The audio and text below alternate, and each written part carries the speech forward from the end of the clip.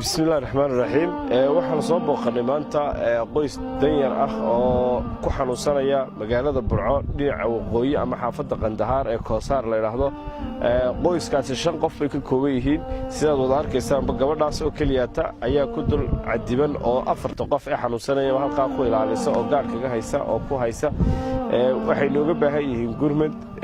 bilaadanimo iyo duco ay nooga baahan yihiin bishii Ramadaan baa lagu jiraa khayrka badnayd qof kasto islaam oo muuqaalkan daawada oo diirna xale oo islaam oo sooman waxa laga codsanayaa oo ka codsanayna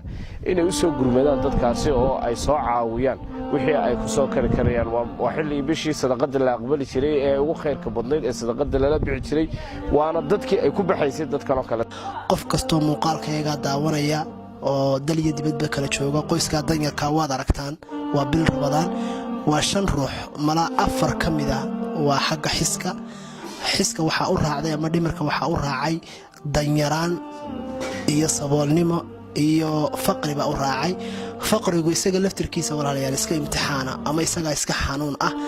roobabka imka Burco ka daayay mahigaanka ka dhacay waxay kamid yihiin qoysaskii daadadku ay qaadeen waad arkaysaan guryahooda dhiiqada aan soo marnay imka waad arkaysaan intaan Qandahaar ku soo soconay waxay idin ku codsanaynaa walaalayaal in aad soo caawisaan qoyskaas wixii aad ku soo caawin kartaan ama aad ku tagi kartaan ama ay ku tagi karaan dhakhtar waxaan qoyska ilmahayba Maxamuud baanu nahay xaafadda Qandahaar baanu deganahay 5 qof baan ayaan nahay anuu baa ka caafimaad qaba marka dhammaan muslimiinta sooma waxaan ka codsanaynaa taakula iyo duco intaba waan uga baahanahay wixii ayna tari karayaan cod iyo caafimaad duco iyo waxaan raahdaayay wax tarba ka codsanaynaa muslimiinta islaamka ah ee Soomaaliya